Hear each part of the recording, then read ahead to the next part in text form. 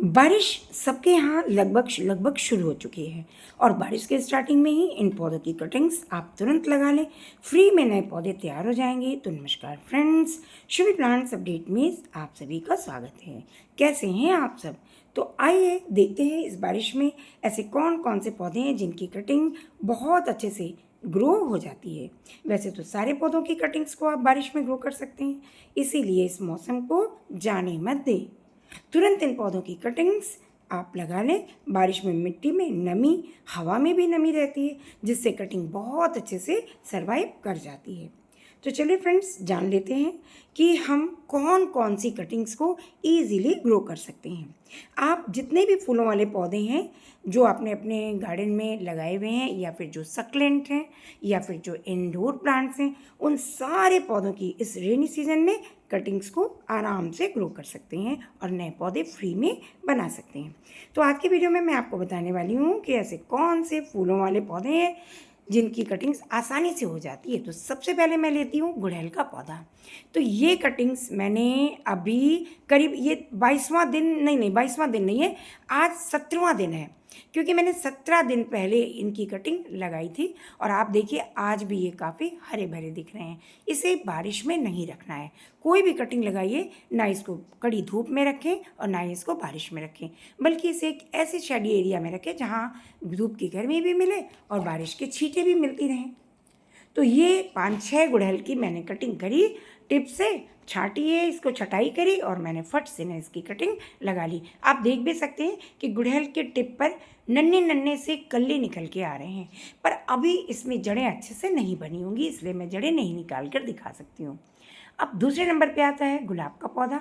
लेकिन गुलाब में भी 2 तरह के गुलाब होते हैं, आप भी जानते हैं, एक देशी और दूसरी हाइब्रिड। लेकिन इसमें देशी गुलाब की कटिंग अच्छे से चलती है बारिश में, लेकिन हाइब्रिड गुलाब की कटिंग बारिश में ख़राब हो जाती है, उसमें फंगस लग जाती है और गुलाब ख़राब हो जाता है।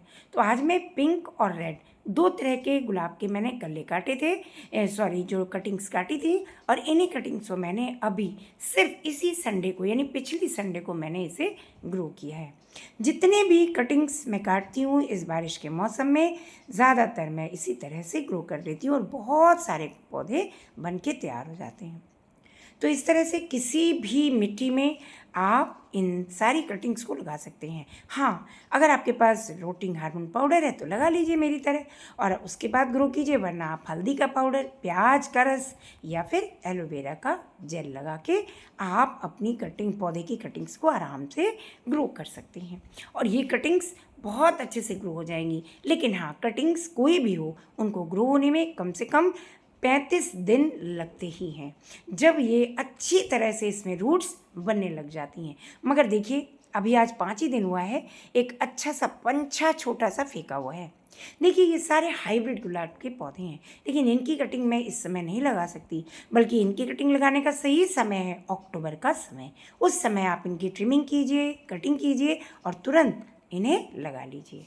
अब आता है तीसरा पौधा, और वो है बोगनवेलिया का पौधा, यानी जिसकी कटिंग बहुत बढ़िया तरीके से ग्रो हो जाती है। आप मेरी ये बोगनवेलिया की सारी कटिंग्स को देख लें। इसे भी मैंने अभी सिर्फ 3 दिन हुए हैं, आज तीसरा दिन है फ्रेंड्स जब मैंने इनको लगाया है। और आप देख भी सकते हैं, इनमें फूल भी निकले हुए थे, तभी मैंने लगा लिया, और एक एक मैंने हल्का हल्का पत्ता भी छोड़ा हुआ है। लेकिन अभी सिर्फ 3 दिन हुए हैं, आज तीसरा दिन है इसको लगाए हुए हैं। तो अभी तो मैं दिखा नहीं सकती, क्योंकि किसी भी कटिंग्स में रूट्स बनने में कम से कम 22 से लेके 30 या 32 दिन लग ही जाते हैं। पर इस तरह से मैं आपको दिखा रही हूँ कि आप कोई भी कटिंग्स को बड़े आराम से ग्रो कर सकते हैं। अब आती है चौथी कटिंग, वो है गुलदाउदी की कटिंग। लेकिन फ्रेंड्स, अभी तक मैं इसको कटिंग को नहीं लगा पाई हूँ। गुलदाउदी के नए पौधे तैयार करने का ये बहुत सही समय है। इसी बारिश में हम गुलदाउदी से कई सारे पौधे बना सकते हैं। जुलाई से अगस्त तक आप गुलदाउदी के कटिंग्स लगा लें, वरना देर से जब लगाएंगे ना तो फ्लावरिंग भी आपको काफ़ी देर से मिलेगी। तो आप पुराने गुलदाउदी के पौधों को पहले रीपॉट कर लें। ये अभी मैं नहीं कर पाई, क्योंकि मेरे पास इसमें बहुत बिजी थी, बहुत सारा काम था, इस वजह से नहीं कर पाई। लेकिन अब इसी अगस्त की शुरुआत में ही मैं इन सारी कटिंग्स को भी लगाऊंगी, अपडेट भी दूंगी। उसके बाद आप जान लेते हैं 5वें नंबर की कटिंग के बारे में, जो है मोगरे की कटिंग। ये ऐसा पौधा है जो शायद ही किसी के घर में ना हो, और सभी को ये पौधा बहुत प्रिय है। तो सबसे पहले बारिश में मोगरे की कटिंग ज़रूर लगानी चाहिए। देखिए मैंने लगाया है, इस कटिंग को लगाए हुए आज मुझे 12वां दिन है।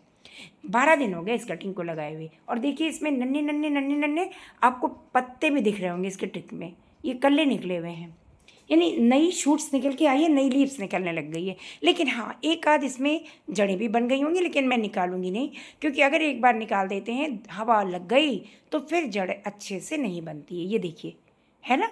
तो इस तरह से कल्ले निकल रहे हैं, इसका मतलब मेरा ये मोगरे की कटिंग बहुत अच्छे से चल रही है। यानी सारी कटिंग्स आप देख लीजिए काफ़ी अच्छे से ग्रो कर रही है। अब जान लेते हैं छठवें कटिंग के बारे में, जो है पर्सलेन यानी मॉसरोज या पोर्टुला का। इसकी कटिंग तो आप एक छोटा सा बच्चा भी लगा लेगा, कहीं से भी तोड़ लीजिए और फट से ना किसी भी मिट्टी में ग्रो कर लीजिए। और इस समय बारिश के समय तो ये और भी अच्छे से ग्रो हो जाती है। इससे क्या होता है कि बहुत सारे कटिंग्स बन के बहुत पौधे बन जाते हैं। बहुत सारी कटिंग्स आप बना सकते हैं और बहुत सारे पौधे आप तैयार कर सकते हैं फ्री में। कहीं आपको बाहर नहीं जाना है, बस यहीं से ले लीजिए। अब आता है 7वां कटिंग यानी 7वें नंबर का, ये है अपराजिता की कटिंग। वैसे तो हम लोग अक्सर अपराजिता को सीड से लगाते हैं, लेकिन ये देखिए मैंने इसको अभी लगाए हुए, ये मेरे ख्याल से इस संडे को ये 15वां दिन हो जाएगा। लेकिन आप देख सकते हैं कि पौधे की रौनक बता रही है, इस कटिंग की रौनक, कि ये अभी भी अच्छे से चल रही है। और देखिए आगे से एक छोटे छोटे लीव्स भी निकलने लगे हैं। इस संडे को ये 15 हो जाएगा। आज मेरे ख्याल से 13वां दिन है ये जब मैं इसकी वीडियो शूट कर रही हूँ। तो फ्रेंड्स, इस तरह से आप अनेकों पौधों की कटिंग, यहाँ तक कि इंडोर प्लांट्स की भी कटिंग आप बड़े आराम से लगा सकते हो। अब आता है पौधा जो कि हमारा है 8वें नंबर का पौधा, जो है ये है अडेनियम का पौधा। यानी कि अडेनियम की कटिंग, इसे भी आप बारिश में बहुत अच्छे से वो ग्रो कर सकते हैं, लेकिन बारिश में आप इस पौधे को बाहर ना रखें, वरना जानते हैं क्या होता है, अक्सर ये पौधे के ये जो कॉर्ड्स हैं ना, ये गिरने लग, ये बिल्कुल गल जाती है। तो जो कॉडेक्स है ये गल जाती है, जिससे ये पौधा फिर बाद में पनप नहीं पाता। लेकिन हाँ, जितने पप्स निकल रहे हैं, इन पप्स से आप नए पौधों को बना सकते हैं। मुश्किल से महीने भर के अंदर इसमें जड़ें बनने लग जाएंगी, इसका ये फ़ायदा होता है। अब आता है 9वें नंबर का पौधा, जो कि है ये सदाबहार या विंका। ये हाइब्रिड विंका है, देशी विंका भी मेरे पास है, यानी देशी सदाबहार भी है। आप इसकी कटिंग देखिए, मैंने ये कटिंग जून के पहली वीक में लगाई थी, जो रेड कलर के गमले में है। इसमें मैंने कटिंग्स जितनी टिप से काटा था ना, मैंने इसका वीडियो भी शेयर किया था आप लोगों से, और बड़ी अच्छी रिस्पांस भी मिली थी इस वीडियो पे मुझे। ये सारी कटिंग देखिए कितनी बड़ी हो गई, सब में जड़ें आ गई हैं, सब में जड़ें आ गई। जब फूल निकल रही है इसका मतलब जड़ें आ गई हैं। अब आते हैं 10वें नंबर के पौधे पे, जो है जेड प्लांट का पौधा, यानी जेड प्लांट। बहुत सारे हैं इस तरह के सक्लेंट और बहुत सारे हैं इंडोर, लेकिन मैंने सबको नहीं समेटा है, वरना वीडियो बहुत लंबी हो जाती। ये देखिए मैंने ये जून के 2nd वीक में लगाया था, ये इसकी वीडियो भी मैंने शेयर करी थी। इसमें देखिए 2 ही जड़ें निकल के आई हैं, जबकि 1 महीने से ऊपर हो रहा है। अभी इसके बगल में एक मैंने और लगाया, इसी की तरह एक ब्रांच लगाई थी, जिसमें कि कम से कम मेरे ख्याल से 3-4 जड़ें निकल चुकी। मैं देखा था मैंने इसको, अभी नहीं, लेकिन 1 हफ्ते हो गए। ये देखिए इस तरह से 2 थी टहनी, उसको मैंने लगा दी थी।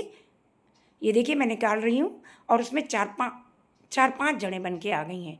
तो समझ लीजिए कितने अच्छे से सारे पौधे आप ग्रो कर सकते हैं। तो बस फ्रेंड्स, इस वीडियो में इतना ही। वैसे तो वीडियो बहुत लंबी हो जाती, लेकिन ये सारी कटिंग्स इसलिए मैंने बताई कि आप भी इस बारिश को जाने ना दें और तुरंत अपनी कटिंग्स को ग्रो करें। चलिए मिलती हूँ नई वीडियो में, तब तक के लिए। तो फ्रेंड्स, अगर ये वीडियो छोटी ही है, लेकिन अगर आपको पसंद आई है, आपको जानकारी अच्छी लगी हो, तो प्लीज़ एक लाइक तो बनता है फ्रेंड्स, एक लाइक ज़रूर कीजिएगा। और साथ में मेरे चैनल पर अगर आप नए हों तो प्लीज़ मेरे चैनल शुभी प्लांट्स अपडेट को सब्सक्राइब करना बिल्कुल ना भूलें। मिलती हूँ नई वीडियो में, तब तक के लिए bye, have a happy gardening.